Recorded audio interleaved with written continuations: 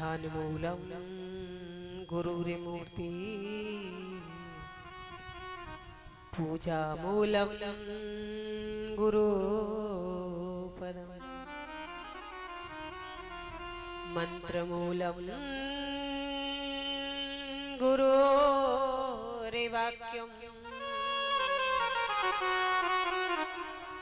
मोक्ष मूलम गुरु कृपा।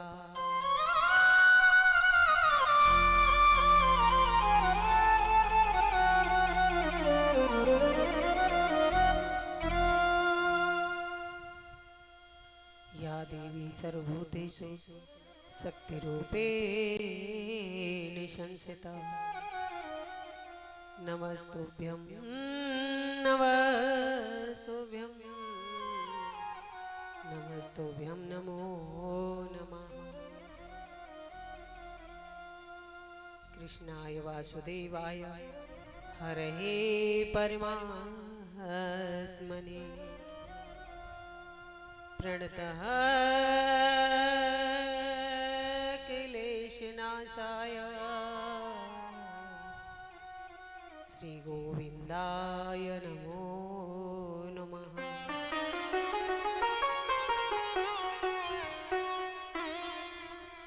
मुरलीधराय मनमोहना हे नंदनाय हे राधा वासनाय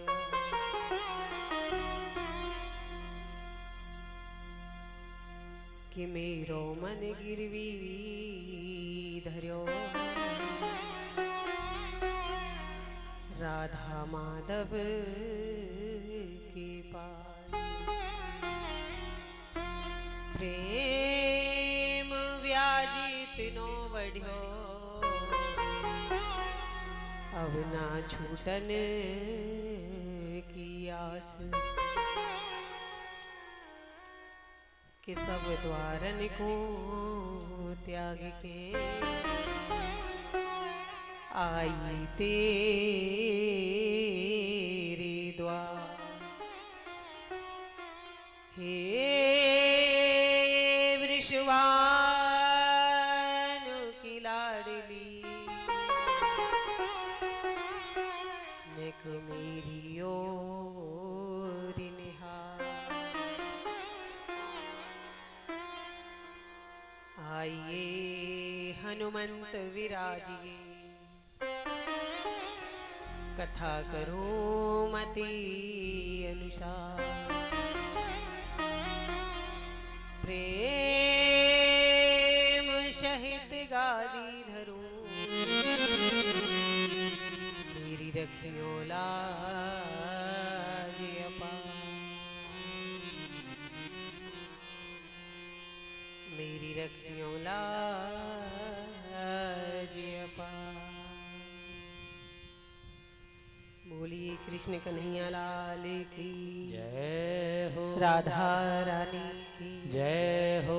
भक्तवत्सल भगवान की जय हो। दाऊजी महाराज की जय हो। यमुना मैया की जय हो। गिरिराज महाराज की जय हो। ब्रज भूमि की जय हो। सभी संतों की जय हो। सभी भक्तों की जय हो। नगर देवता की जय हो। क्षेत्र देवता की जय हो। स्थान देवता की जय हो। कुल देवता की जय हो। सत्य सनातन धर्म की जय हो। वैदिक सनातन धर्म की जय हो। श्रीमद् भागवत महापुराण की जय हो। श्री सुखदेव जी महाराज की जय हो। श्री परीक्षित जी महाराज की जय हो। धर्म की जय हो। अधर्म का नाश हो। प्राणियों में सत्य भावना हो। विश्व का कल्याण हो। हर हर महादेव शंभो।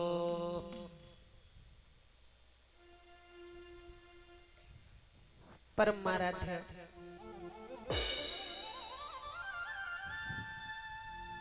माता कात्यायनी के चरणों में नमन करते हुए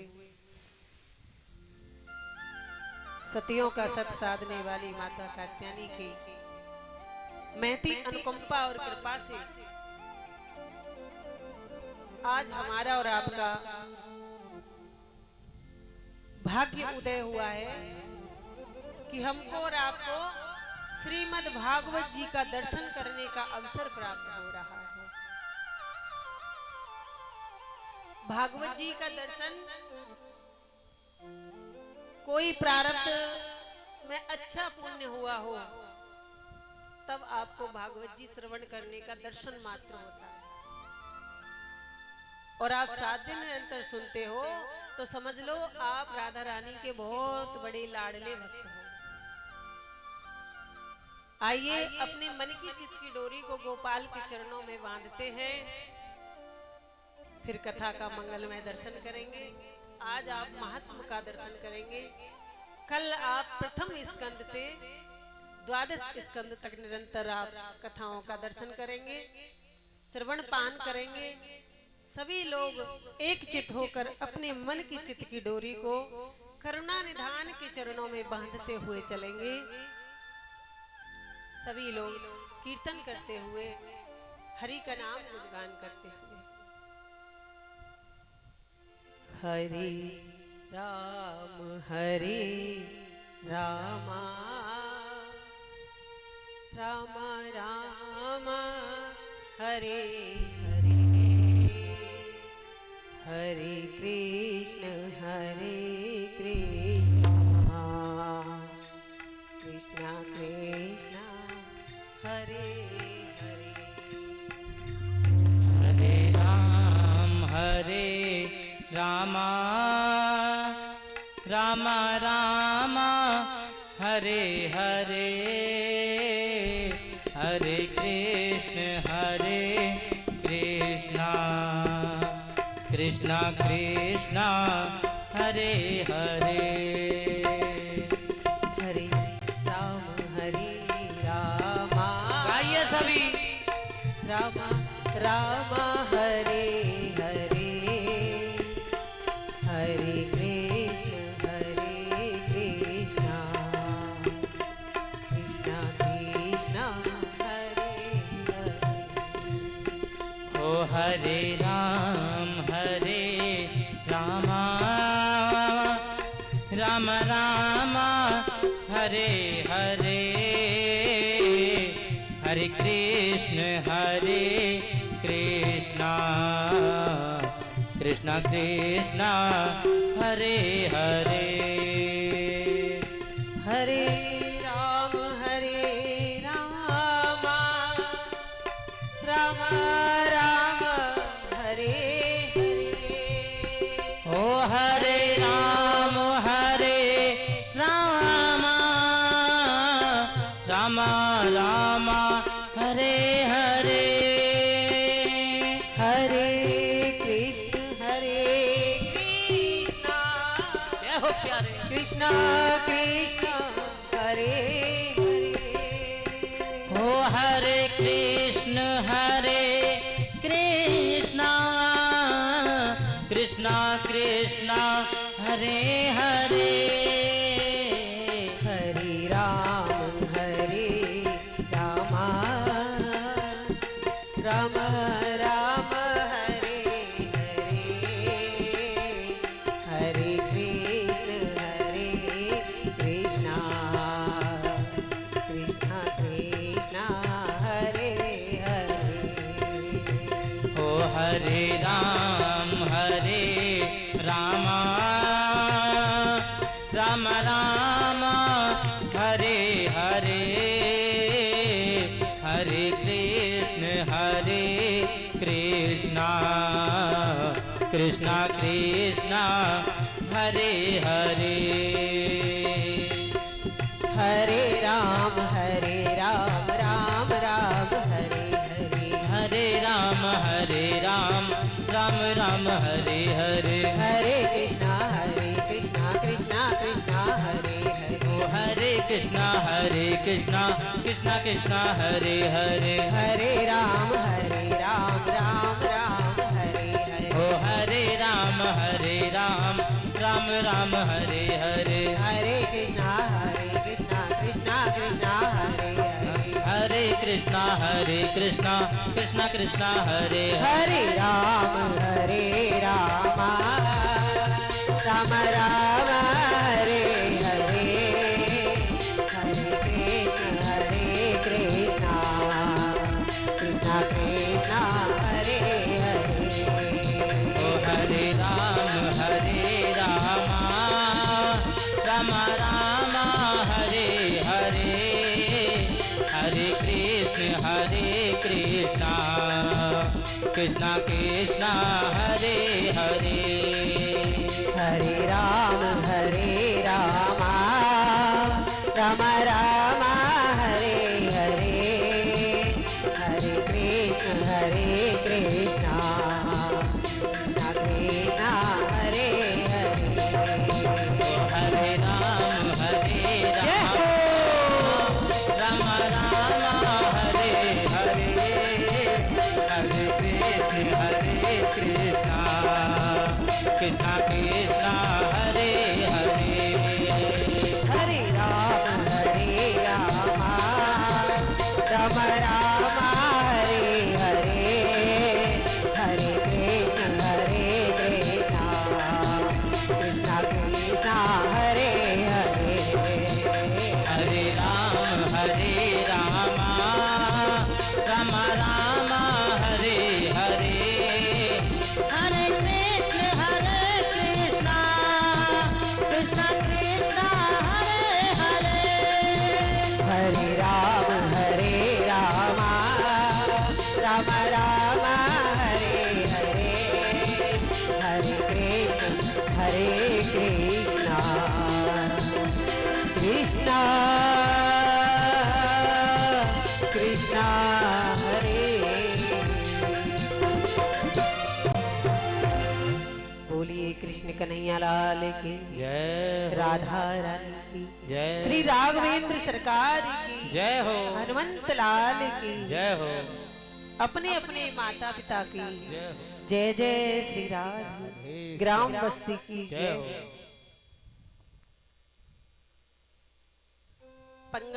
परम मंगल में परात्पर अखिलेश्वर कारण करुणा वरुणालय भक्ति वांछा कल्पतरु श्री तड़िंधुत पीतांबर धारी श्री हरि के चरणों में कोटि कोटि नमन और प्रणाम करते हैं।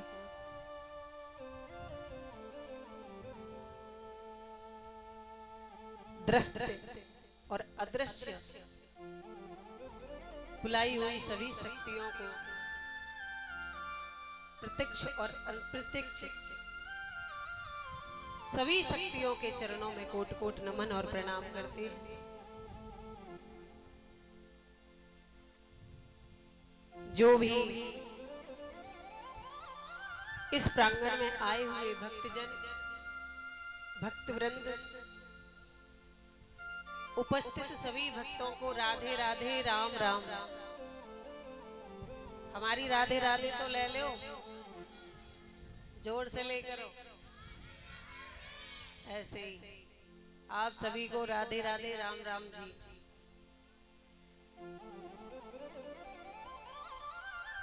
आइए महात्मा का श्रवण पान करते हैं। आप और हम बड़े भागी हैं जो श्रीमद् भागवत कथा सुनने के लिए एकभूत हुए, एकत्रित हुए। संसार की तमाम अड़चनों को, संसार के तमाम कार्यों को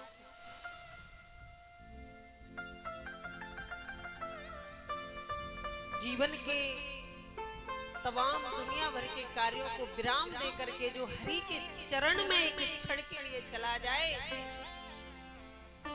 समझ लो उसी क्षण हरि की कृपा आपके मस्तिष्क पर हो गई, आपके सिर पर हरि का हाथ रख गया।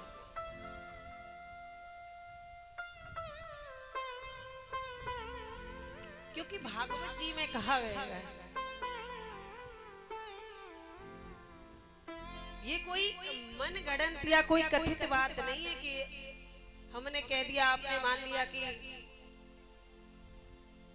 हाँ भागवत सुनने से पुण्य प्राप्त होते हैं, भाग्य उदय होते हैं। भाग्य उदय होने पर श्रीमद् भागवत जी का रसपान मिलता है। ये कथित बात नहीं, भागवत जी में कहा गया है। भाग्योदेन बहुजन्म समर्जिते सत्संग च लभते पुरुषो यदा वै। अज्ञान हेतु कृत मोह मदांधकार नाशम विद्या हि तदोदयते विवेकः। भाग्योदेन बहुजन्म समर्जिते, एक जन्म का नहीं, अनंत जन्मों का जब भाग्य उदय होता है तब मन में ये संकल्प होता है कि चलो कहीं भागवत सुनने चलते हैं, कि भागवत करवा लेते हैं। ऐसा विचार मन में प्रकट होता है जब अनंत जन्मों का भाग्य उदय होता है। भाग्योदेन बहुजन्म, बहुत जन्मों का भाग्य उदय होता है, तब आप श्रीमद् भागवत जी का गायन सुन सकते हो, पाठ करवा सकते हो। पाठ हरि के चरणों में बैठने का विचार मन में प्रतिफुटित होता है। सत्संग चलवते पुरुषो यदा वै, क्षण भर का सत्संग लाखों वैभव से 100 गुना अच्छा है। अज्ञान हेतु कृत मोह मधा अंधकारम, अज्ञानता से दूर करता है श्रीमद् भागवत महापुराण का गायन श्रवण। मोह मधा अंधकार से दूर करता है श्रीमद् भागवत का श्रवण, और विवेक देता है और विनम्रता देता है, विद्युता देता है। ऐसा श्रीमद् भागवत महापुराण का दर्शन है। आप बड़े भागी हो जो आपको सहज ही हरि ने कृपा करके श्रीमद् जी का रसपान करने का अवसर दिया है। भागवत जी में क्या है? भागवत जी में सबसे प्रथम है सच्चिदानंद रूपाय विश्वोत्पत्त्यादि हेतवे तापत्रय विनाशाय श्री कृष्णाय वयं नमः। सच्चिदानंद रूपाय, सच्चित और आनंद। सच्चिदानंद एक शब्द है, लेकिन अगर आप इसका खंडन करेंगे तो इसमें 3 शब्द छुपे हुए हैं। सच्चिदानंद, सच्चिदानंद किसे कहते हैं? श्री हरि विष्णु को, भगवान श्रीमन नारायण को सच्चिदानंद कहा जाता है। और नारायण में ही 3 चीज विद्यमान है। वो क्या है? सत्य। आपको संसार में खोजने से सत्य नहीं मिलेगा, सत्य सिर्फ हरि के चरणों में मिलेगा। अगर आपसे कोई ये कहे कि संसार सत्य है, सब कुछ सत्य है, तो आप सोचिए जब आप मर जाते हैं, हम मर जाते हैं, तो ये शरीर यहीं रह जाता है, संसार की हर वस्तु यहीं रह जाती है। लेकिन अगर ये ऐसा ही सत्य होता तो साथ में क्यों नहीं जाता? ये सत्य नहीं है, सत्य है सिर्फ एक ईश्वर। और आप सत्य हो, आप झूठ नहीं हो सकते, क्योंकि आपकी बनाई हुई वस्तु कदापि झूठ हो सकती है, लेकिन ईश्वर का बनाया हुआ ये मानव रूपी खिलौना, इसके अंदर जो ज्योति जग रही है, जिससे आप प्रकाश में हो, जिससे आप जागृत हो, जिससे आप चल फिर रहे हो, खा पी रहे हो, वो ज्योति सत्य है। सत्य सिर्फ ईश्वर है।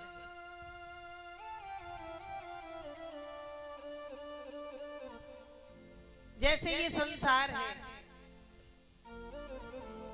इस संसार का सृजन करने का संकल्प जिसके हृदय से प्रस्फुटित होता है, प्रकट होता है, इस संसार को जो बनाता है, इस संसार को जो चलाता है, और उसी के उदर में जाकर ये पूरा संसार, पूरा ब्रह्मांड समा जाता है, वो सत्य है। और वो हैं श्री सत्यनारायण भगवान। चित्त माने होता है प्रकाश।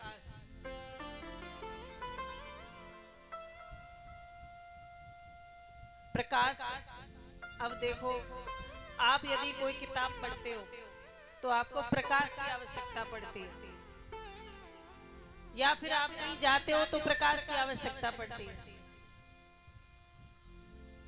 लेकिन ईश्वर स्वयं प्रकाश में है, उसे किसी से प्रकाश लेने की आवश्यकता नहीं पड़ती।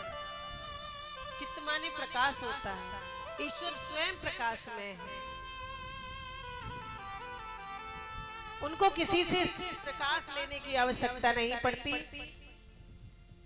और आनंद की तो क्या ही परिभाषा आपको बताएं।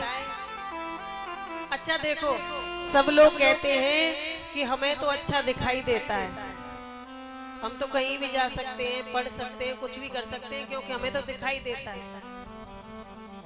सत्य बात तो ये है कि हमको दिखाई नहीं देता। ईश्वर की ज्योति में सूर्य जब उगते हैं तो रोशनी पड़ती है आंखों पर, तो ईश्वर की ज्योति से, ईश्वर की रोशनी से हमारी आंखें प्रकाश में होती हैं, तब संसार दिखाई देता है। अगर उजाला ना हो, रात का अंधेरा हो, तो इन आंखों को कितनी भी जोर से फाड़ फाड़ के देख लेना, कुछ भी दिखाई नहीं देगा। कब दिखाई देता है? जब ईश्वर का प्रकाश इन आंखों पर पड़ता है, तब ये प्रकाश में होती है। और आनंद की कोई परिभाषा क्या ही आपको देगा, क्योंकि आनंद की कोई परिभाषा इसलिए नहीं बनी है, जो चीज संसार से आपको प्राप्त हो सकती है उसका, जैसे दिन का उल्टा रात, सुख का उल्टा दुख, दुख का उल्टा सुख, लेकिन आनंद का उल्टा नहीं हो सकता। क्योंकि आनंद जो है वो हरि के चरणों में है। तुलसीदास बाबा ने कहा है कि जो आनंद सिंधु सुख राशि, सिकरते तीर लो कस्य सुपासी, सो सुख धाम राम असि नामा, अखिल लोक दायक विश्राम। जो आनंद सिंधु सुख राशि, जिनके चरणों के बिंदु से आनंद जुड़ा हुआ हो, जो आनंद सिंधु सुख राशि, सिकरत त्रिलोकस्य सुपासी, सो सुख धाम राम असि नामा। श्री राघवेंद्र के चरणों से,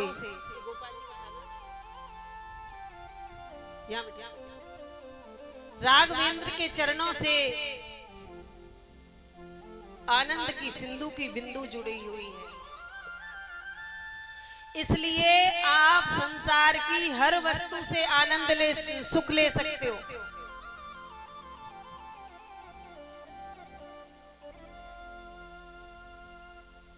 संसार की हर वस्तु से सुख ले सकते हो, लेकिन आनंद नहीं ले सकते, क्योंकि आनंद तो सिर्फ और सिर्फ हरि के चरणों में है। अच्छा, आप ये कहें कि नहीं, हम तो आनंद भी ले सकते हैं संसार की वस्तुओं से, तो एक बार कल्पना करो, आपके पास सब कुछ है, अरबों की संपत्ति है, खूब वैभव है, मखमल के गद्दे लगे हुए हैं, 2-4 दास दासी काम में लगे हुए हैं, मतलब आपके सेवा में, कार्य में, अरबों रुपया तुम्हारे बैंक में बैलेंस पड़ा हुआ है, लेकिन एक साथ कोई कहीं दर्द हुआ और डॉक्टर साहब के पास गए, डॉक्टर साहब ने कह दिया कि आपको तो कैंसर है। अब वहां से तो आप आ गए, एकांत में एक कमरे में बंद हो गए, पूरा बैंक बैलेंस भी है, मखमल के गद्दे भी हैं, सब कुछ है, लेकिन मेरी गारंटी है इतने सुख के बाद भी आपको चैन नहीं पड़ेगा, क्योंकि सुख का उल्टा है ना दुख, और दुख का उल्टा है सुख। जिसने दुख भोगा है उसे सुख मिलना ही है, ये निश्चित बात है। और जिसने अथाह सुख भोगा है उसे कभी ना कभी दुख भी मिलता है। लेकिन आनंद का उल्टा नहीं है। जिसको आनंद आ जाता है, जिसको हरि के चरणों की प्राप्ति हो जाती है, वो अरबों रुपया में, अरबों खरबों संपत्ति में भी वैसा ही है, और जिसके पास कुछ नहीं है फिर भी वैसा ही है। मेन चीज है हरि के चरणों की प्राप्ति। धनबादल का एक स्वभाव आवत जात लखत नहु काहू, कि कहे हनुमंत विपत प्रभु सोई, जब तब भजन ना सुमिरन हो। हनुमान जी कहते हैं, हे राघवेंद्र, मेरे जीवन की सबसे विपत्ति की घड़ी वो है जिस समय मैं आपके चरणाविंद का चिंतन भूल जाऊं, आपका सत्संग भूल जाऊं, आपका नाम भूल जाऊं। जिस घड़ी, जिस क्षण आपका नाम मेरी जिह्वा से, मेरे मन से उतर जाए, वो मेरे लिए सबसे बड़ी विपत्ति की घड़ी है। जब तक भजन न सुमिरन हो।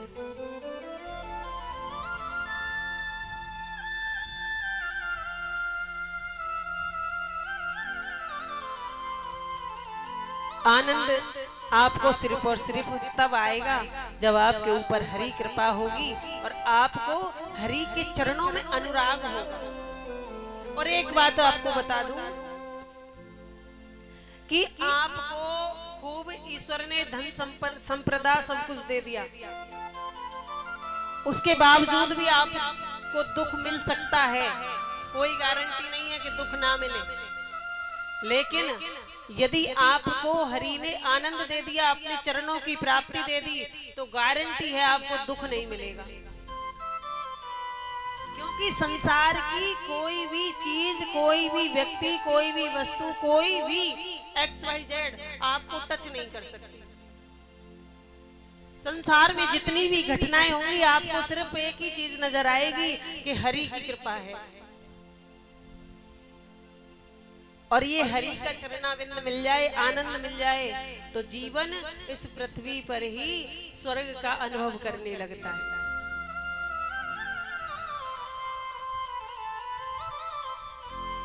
विश्वोत्पत्त्यादि तभी, जो विश्व का उत्पन्न करने का हेतव है, जिनका तापत्रय विनाशाय,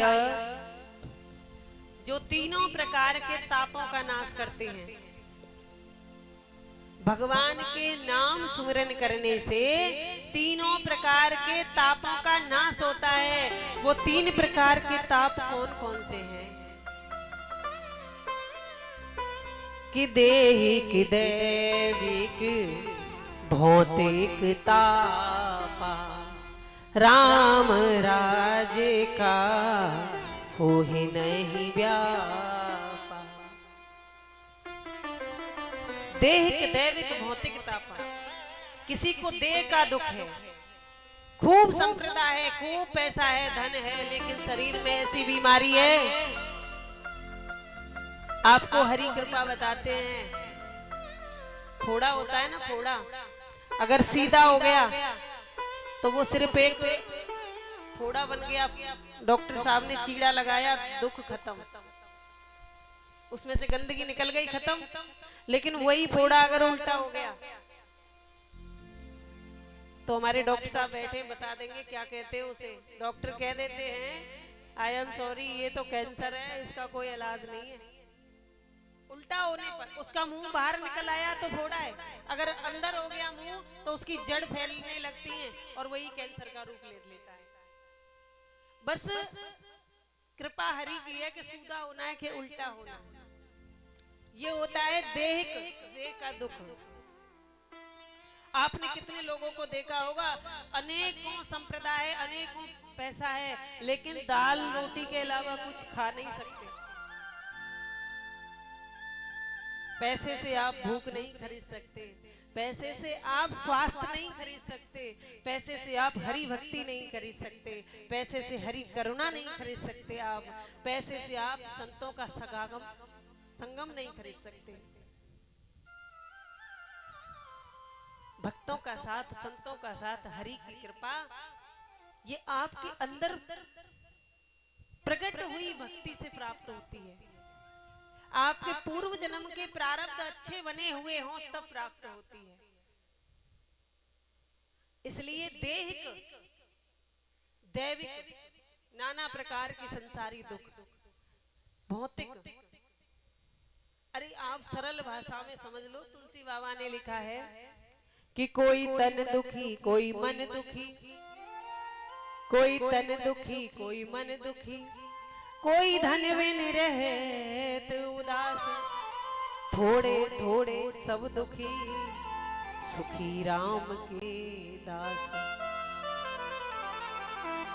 कोई तो तन से दुखी है, बीमारियां इतनी है, पैसा खूब है, धन दौलत खूब है, नात रिश्तेदार खूब है, सब कुछ वैभव होते हुए भी तन से दुखी है। कोई तन दुखी, कोई मन दुखी, कोई मन से दुखी है। मन से कैसा दुख होता है कि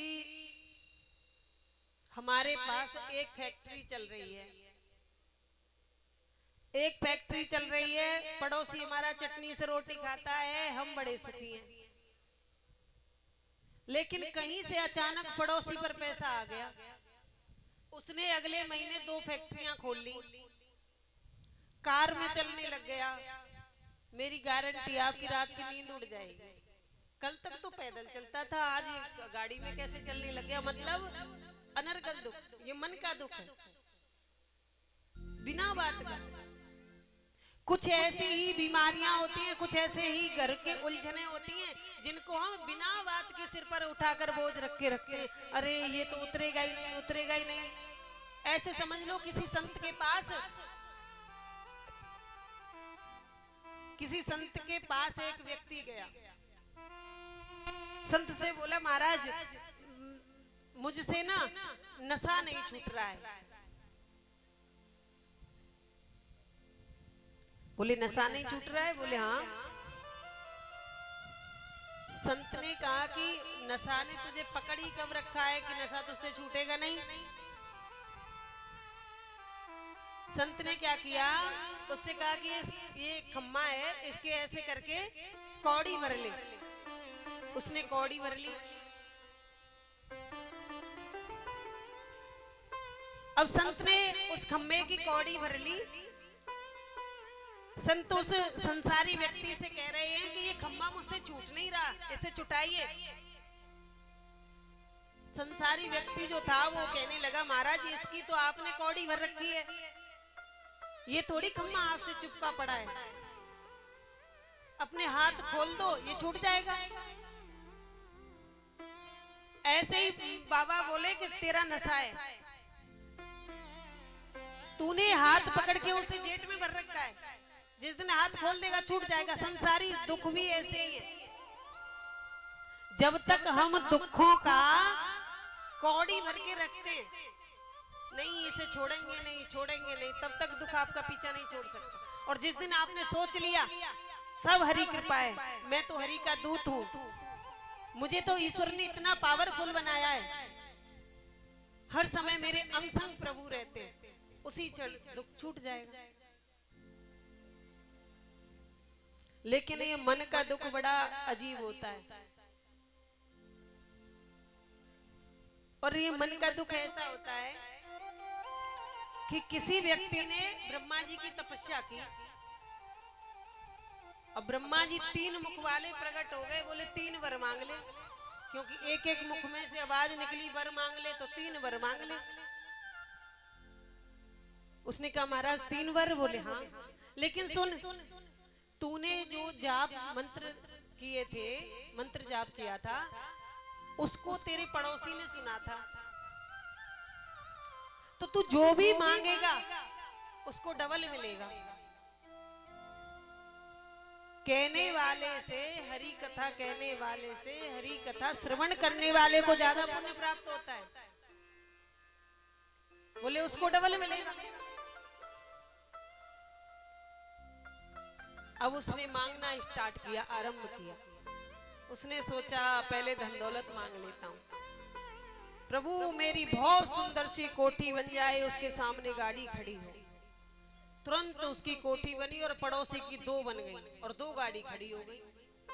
उसने कहा ये तो तपस्या भी नहीं करी इसने, इसे तो वैसे ही मिल गया।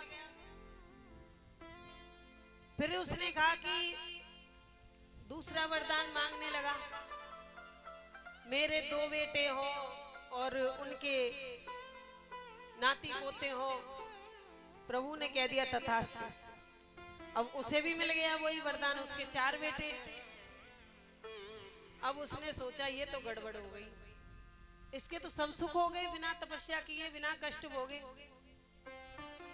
तो अंत में उसने कहा प्रभु मेरी एक आंख फूट जाए, क्योंकि मेरी तो एक फूटेगी, पड़ोसी की दोनों फूट जाएंगी, फिर क्या करेगा धन माया का। मतलब ये मन का दुख है। लेकिन एक बात हमेशा याद रखना, दूसरे की संप्रदा को देखकर, दूसरे के ऐश्वर्य को देख करके, दूसरे के नाम बड़ाई को देख करके यदि कोई व्यक्ति जलता है तो ईश्वर उसे कभी तरक्की नहीं देते। इसलिए हमेशा ये सोचो, अगर इसे ईश्वर ने दिया है तो इसके प्रारब्ध अच्छे हैं। कोई अच्छा कर्म किया है तब इसके यहाँ सारे सुख हैं। हम भी ऐसे कर्म अब करें कि हमारे यहाँ भी सारे सुख हो जाए। अच्छे अच्छे कर्म करें, धर्म इत्यादि करें, पुण्य इत्यादि करें, सत्संग इत्यादि करें और खूब मेहनत करें। गृहस्थियों के लिए धन कमाना पाप की बात नहीं है। देव देव आलसी पुकारा, आप कल सुनोगे महाभारत। भगवान ने कितना बड़ा ज्ञान दिया है अर्जुन को। भगवान ने कभी कहा ही नहीं कि आप मेरे आश्रित रहो। भगवान कहते हैं कर्म जरूर करो, फल की इच्छा त्याग दो। अपना कर्म में निपुण हो जाओ, कर्म जरूर करो। कर्म प्रधान विश्व रच राखा, जो जस करे सो तस फल चाखा। जो जैसा कर्म करता है वो वैसा फल पाता है। कर्म प्रधान है, कर्म करिए। धन कमाना हर गृहस्थी को कमाना चाहिए, लेकिन उसमें का 10वां% धर्म पुण्य में, ध्यान इत्यादि में अवश्य करना चाहिए। किसी गरीब की कन्या का विवाह कर दो, किसी गौशाला में एक भूसा की गाड़ी भिजवा दो, चारे की गाड़ी भिजवा दो। किसी वृद्धा आश्रम में जाकर के कुछ भोजन पानी इत्यादि दान कर दो। आपका मन ये है कि हम धन नहीं वस्तु दान करेंगे, तो उस जगह दान करो जहां उसकी जरूरत है। अब आपने बंदर के हाथ में नारियल दे दिया, जिसको जरूरत ही नहीं है, उसका सदुपयोग थोड़ी करेगा, उसे फिरा फिरा के फेंक देगा। इसलिए दान करने की भी पद्धति है। दान भी ऐसी जगह करो जहां जिसकी जरूरत है, जिसको बहुत ज्यादा जरूरत है। किसी आपके गांव में कोई असहाय है, गरीब है, जो अपनी बच्ची की विवाह करने में असमर्थ है, उसे नीचा ना दिखा करके, ये नहीं कि थप्पा लगा दिया हमने कर रहे हैं, हम कर रहे हैं सब कुछ, अब तू हमारे नीचे दबके रहना ही। बड़े सहज स्वभाव से, सरल स्वभाव से, भैया ये बच्ची हमारी भी है, हम भी चाहते हैं कुछ योगदान कर दें। इससे बड़ा कोई पुण्य नहीं है। किसी गरीब की कन्या के पीले हाथ करने से बड़ा कोई पुण्य नहीं है। इस पुण्य को जरूर करना चाहिए। इससे आपके मन का दुख दूर होगा और मन में अजीब सी खुशी मिलेगी, पॉजिटिविटी मिलेगी, ईश्वर की शक्ति मिलेगी। कोई धन में न रहे तो दास। आपने देखा होगा कहीं कहीं इतनी गरीबी होती है। इसी भारत भूमि में हम भरुआ सुमेरपुर की तरफ गए थे कथा करने। वहां कथा के माध्यम से 151 कन्याओं का विवाह हुआ था। वहां आज भी आप जाकर के देखोगे बुंदेलखंड में तो खपरेल के मकान बने हुए हैं। आप इस जगह जहां आप रह रहे हो, जो ब्रज से अटैच के जो क्षेत्र हैं, ये धरती का स्वर्ग है। यहाँ आप स्वर्ग जैसी अनुभूति किया करो। यहाँ फसल टाइम से होती है, यहाँ जमीन बहुत अच्छी है, यहाँ धन का की कोई कमी नहीं है। इसी भारत भूमि में आपको ऐसी ऐसी जगह मैं दिखा दूंगी, आप मेरे साथ चलिए, कि जहां आज भी कच्चे मकान बने हुए हैं, खपरेल से पटे हुए हैं, लेकिन वहां की एक बहुत अच्छी चीज मैंने देखी, गाय के गोबर से लिपा हुआ घर, उसकी साइड साइड में खड़िया से पुती हुई चौखटें, चौखट थोड़ी होती हैं, दरवाजे जो होते हैं वो खड़िया से सफेद सफेद पोत देते हैं और जमीन में लिख देते हैं गाय के गोबर से लीप करके खड़िया से सुस्वागतम, कोई भी आओ स्वागत। और मैंने बड़े बड़े शहरों में भी कथाएं की हैं, बड़ी बड़ी कोठियों में जब हम कहीं जाते हैं, कोई अपने घर बुलाता है तो वहां एक गेट पर बोर्ड लगा हुआ होता है। वो क्या बोर्ड लगा हुआ होता है? कुत्ते से सावधान। मुझे ऐसा लगता है कि जो झोपड़ियों में रहते हैं वही शायद इंसान है, क्योंकि इंसान ही किसी का स्वागत कर सकता है।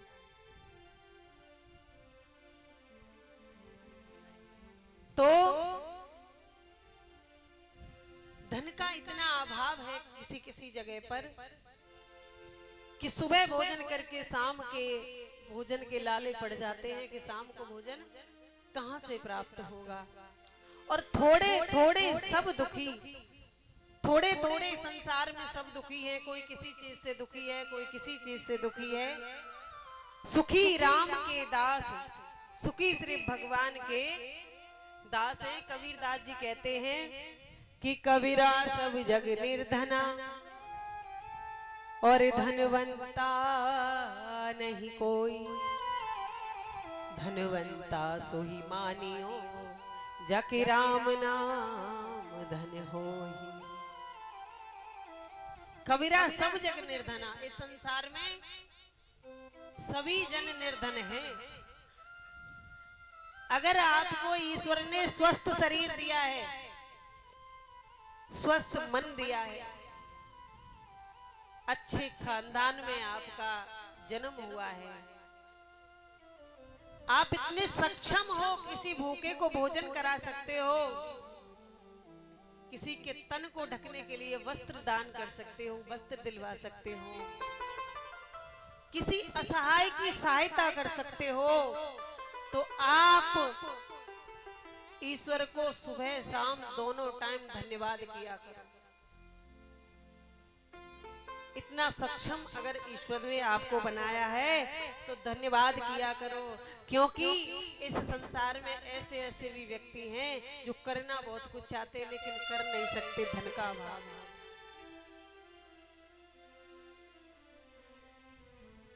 और हमारे यहाँ के एक संत हैं ब्रज के, हम एक बार वृंदावन गए थे घूमने के लिए, और वो संत रहते हैं गोवर्धन में गया प्रसाद जी की समाधि पर। एक बार हमारा गोवर्धन गमन हुआ तो उनसे हमारी भेंट होती रहती है, क्योंकि संतों से हम अक्सर मिलते रहते हैं। हमने कहा बाबा इस गोवर्धन में, इस वृंदावन में इतने भिखारी आ गए हैं, इतने भिखारी आ गए हैं, पता नहीं कहां कहां से। तो बाबा कह रहे अरे लाली, ये जो दुनिया के बड़े बड़े पैसे वाले धनाढ्य लोग थे ना, वो सब गोवर्धन वृंदावन में आ गए। बात समझ में नहीं आई मेरी, धनाढ्य लोग आ गए? बाबा स्पष्ट करके समझाओ। बाबा बड़े अच्छे हैं। बाबा ने कहा सुनो लाली, ये जो बहुत बड़े बड़े धनाढ्य हैं ना, बहुत बड़े बड़े पैसे वाले, ये पैसे का सदुपयोग नहीं करते, किसी गरीब की कन्या का विवाह नहीं करते, किसी असहाय की सहायता नहीं करते, किसी गाय का पूजन नहीं करते, ये कुछ नहीं करते जीवन में, और जोर जोर के मर जाते हैं। तो फिर अगले जन्म में इनकी यही दशा होती है। ना तो इनको हाथ मिलते हैं, हाथों से भी ये टोटे होते हैं, ना इनको पैर मिलते हैं, पैरों से भी ये कुछ नहीं करके आए, और ना इनको धन मिलता है, ना इन्होंने धन का सदुपयोग किया। तो फिर एक जगह बैठकर मक्खियां उड़ाते रहते हैं और बस मांग मांग के खाते रहते हैं। ये मत सोचना ये गरीब है, ये पिछले जन्म में बहुत बड़े धनाढ्य थे। मैंने कहा ऐसा भी है बाबा? बोले हाँ। संत कहते हैं, महाराज जी कहते हैं कि हर चीज का सदुपयोग करना चाहिए। आपके पास वस्तु है तो वस्तु का सदुपयोग करो, आपके पास सुंदर शरीर है उसका सदुपयोग करो, आपके पास सुंदर विचार है उसका सदुपयोग करो, आपके पास में पावर है उसका सदुपयोग करो। सोचो आपके पास में बहुत बड़ी पावर है, मतलब आप बहुत बलवान हो, आप जिसको चाहो उसको पकड़ के पीट देते हो। सोचना, आपने किसी गांव के गरीब को पकड़ के पीट दिया, आप किसी को भी पकड़ के पीट देते हो। अब आप चले गए कहीं गांव से बाहर, आपको तो वही आदत है पकड़ के पीटने की। आपको नहीं पता कि आपसे भी बड़े बड़े धुरंधर पड़े हुए, अब कहीं कोई मिल गया आपसे भी बड़ा, उससे जाकर रगड़ गए तो वो तुम्हारा मुंह तोड़ेगा।